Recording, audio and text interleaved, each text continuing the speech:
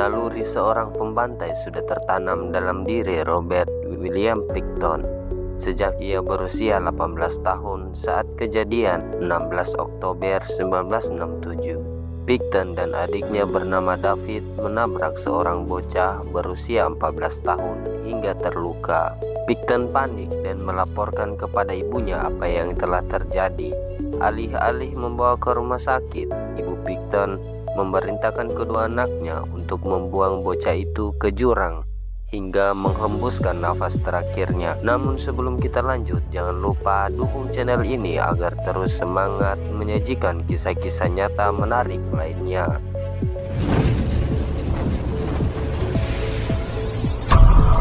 Cerita ini diawali dengan seorang bernama Robert William Pickton yang lahir pada tanggal 24 Oktober tahun 1949 dari pasangan Leonard dan Lois Pickton.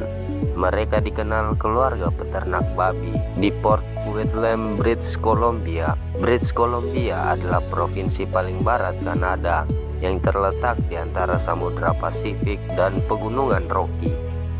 Robert Pickton memiliki kakak perempuan bernama Linda Louise Blake dan memiliki adik bernama David Francis. Saat masih kecil, kakak perempuan Pickton bernama Linda dikirim untuk tinggal bersama kerabatnya di Vancouver, Kanada. Karena kedua orang tuanya, mereka berpikir bahwa peternakan babi keluarga akan menjadi tempat yang tidak pantas untuk membesarkan seorang wanita. Sementara David dan Pickton tinggal bersama kedua orang tuanya di Kanada. Saat Pickton sekolah, ia selalu dibully oleh teman-temannya karena pakaiannya yang sangat bau seperti bau babi, sehingga dia dijuluki oleh teman-temannya babi bau. Pickton tidak bisa berbuat apa-apa karena pada kenyataannya ia memang seorang peternak babi. Ketika Pickton masih remaja, ia menggunakan tabungannya untuk membeli anak sapi yang menjadi hewan peliharaan kesayangannya. Setiap pulang sekolah, Pickton selalu mengembala sapinya itu dan tidak terlalu fokus kepada ternak babi kedua orang tuanya. Namun kedua orang tuanya tidak suka kalau Pickton memelihara hewan lain selain babi, karena peternakan babi itu adalah usaha keluarga mereka sejak lama, melainkan secara turun-temurun. Suatu hari selepas pulang sekolah, ia mencari sapinya tersebut. Setelah gagal menemukannya, dia diberitahu oleh ibunya untuk memeriksa gudang. Ternyata sapinya telah disembelih oleh bapaknya, di mana saat itu dia sangat kecewa. Robert William Pickton putus sekolah saat masih SMP pada tahun 1963. Saat itu dia berusia 14 tahun. Ayahnya meninggal pada tahun 1998 dan ibunya meninggal pada tahun berikutnya. Kedua orang tua mereka meninggalkan warisan peternakan itu untuk Pickton dan kedua saudara kandungnya. Linda dan David tidak menginginkan peternakan itu dan tidak ingin melanjutkan usaha kedua orang tua mereka, dan mereka berdua menyerahkan peternakan tersebut kepada Pickton untuk dikelola. Namun saat menjalankan usaha tersebut, ternyata Pickton juga tidak membawakan hasil, hingga akhirnya mereka bertiga sepakat menjual sebagian lahan peternakan mereka kepada perusahaan developer rumah dengan harga 5,16 juta US dollar atau setara dengan 73 miliar rupiah pada tahun 1994 sampai dengan tahun 1995. Pada tahun 1996, Pickton dan David mendirikan organisasi amal nirbala yang disebut Piggy Palace Good Time Society dengan tujuan mengumpulkan dana dengan cara menarik perhatian publik melalui acara seperti tarian, pertunjukan, dan pameran khusus atas nama organisasi pelayanan. Tapi pada kenyataannya, ternyata tempat tersebut tempat berkumpulnya para pengguna narkoboy, pemabuk, geng motor, serta wanita-wanita PSK. Mereka semua menghabiskan waktu setiap malamnya di tempat bekas peternakan babi itu. Robert Pickton memulai aksinya pada tahun 1997. Saat itu, ia bermaksud untuk memperkaos dan ingin menewaskan wanita PSK bernama Wendy Lynn Stater. Sebelum melakukan hal itu, Picton memborgol tangan Stater dengan memperlakukannya dengan kasar. Wanita ini karena merasa ada yang aneh, kemudian dia melakukan perlawanan. Namun di sini ia ditusuk oleh Picton di bagian lengannya, tetapi ia berhasil melarikan diri dari kejadian ini. Dan saat itu Wendy Stater meminta pertolongan oleh pemilik rumah yang ia temui di sekitar kejadian. Ia menggedor-gedor pintu pemilik rumah tersebut, dan tak lama kemudian pemilik rumah itu keluar dan begitu terkejut melihat ada seorang wanita yang terluka akibat tusukan. Lalu ia diperintahkan untuk masuk, dan pemilik rumah tersebut menelpon ambulan untuk membawa Wendy Stater ke rumah sakit. Setibanya di sana, Wendy menceritakan kejadian yang ia alami, di mana ia berhasil menyayat wajah pelaku dan berhasil melarikan diri. Dan tak lama kemudian, Picton juga datang ke rumah sakit yang sama. Pihak rumah sakit yang mendengar kisah Wendy kemudian mencocokkan luka pria yang diceritakan Wendy. Ternyata luka tusuk yang dialami pria tersebut sama persis yang diceritakan oleh Wendy, sehingga pihak rumah sakit menghubungi polisi saat itu. Dan setelah polisi datang ke rumah sakit tersebut, awalnya mereka sangat yakin bahwa ini adalah percobaan pengwafatan, karena di kantong celana Picton ditemukan kunci borgol yang cocok sekali dengan borgol Wendy. Namun Robert membela dirinya. Dengan santainya, dia mengatakan bahwa Wendy adalah pecandu narkoboy, dan Robert juga mengatakan bahwa Wendy mau merampok di rumahnya dan ia menikam dirinya, sehingga ia memborgol tangan Wendy. Picton pun membuat cerita yang seolah-olah menyudutkan Wendy, dan polisi begitu percaya akan pernyataan Picton. Ketika Wendy akan ditangkap, ia melarikan diri, sehingga polisi lebih mempercayai cerita Robert meskipun faktanya adalah sebaliknya. Semenjak kejadian ini, Picton masih melakukan hal yang sama kepada wanita PSK yang selalu datang di tempatnya, yaitu Piggy Palace Good Time Society yang ia dirikan itu. Tapi setiap aksi berikutnya ia selalu berhasil. Dan pada tahun 2000 begitu banyak wanita PSK yang dikabarkan menghilang saat itu.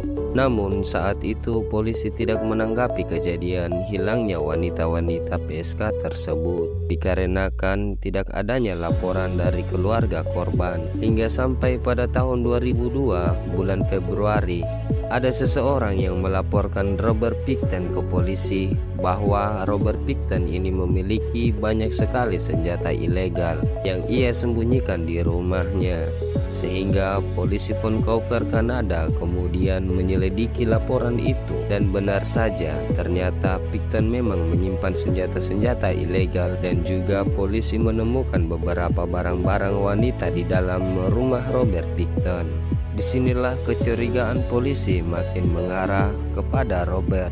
Namun saat itu Picton ditahan atas kasus kepemilikan senjata ilegal. Walaupun begitu, Picton lagi-lagi membayar denda kepemilikan senjata ilegal hingga ia bebas. Tetapi polisi tidak semerta-merta melepaskan Robert Picton begitu saja, melainkan mereka selalu mengawasi Picton. Dan Robert Picton saat itu ia dilarang untuk kembali ke rumahnya atau ke peternakannya, karena polisi masih melakukan investigasi lebih mendalam atas kejanggalan yang mereka temukan.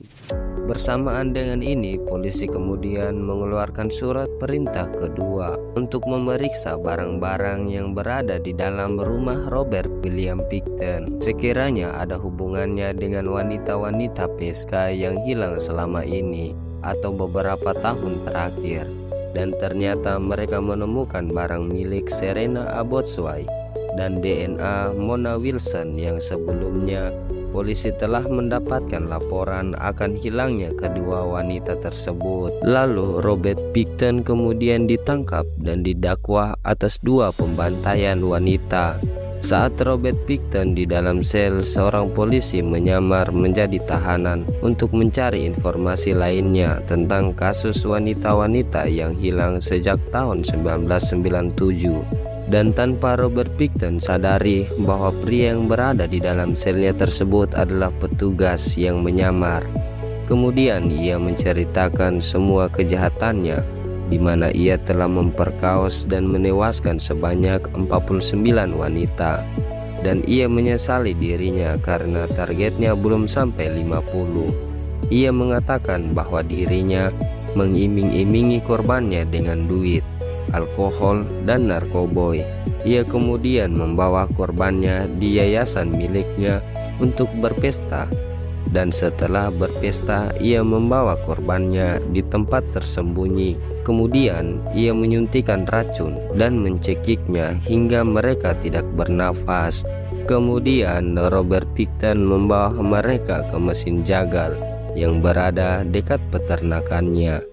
Lalu ia memotong-motong korbannya layaknya babi. Nantinya Robert Pickton akan memisahkan daging-daging itu yang menurutnya daging yang masih bagus ia akan bawa pulang dan mencampurkannya dengan daging babi yang masih segar.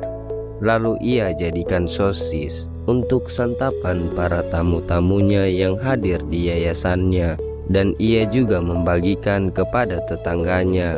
Polisi menjadikan peternakan Robert Pickton sebagai TKP paling terbesar dan bersejarah di Kanada. Polisi mengambil 200.000 DNA dan menyita 600.000 barang bukti dari peternakan Robert Pickton.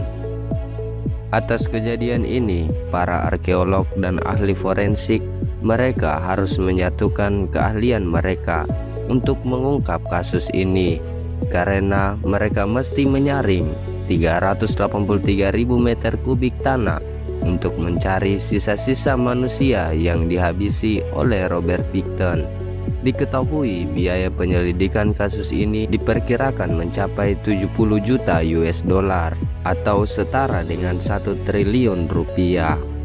Walaupun Robert Pickton mengaku telah menewaskan 49 wanita, dia hanya didakwa dengan 26 kasus pembunuhan.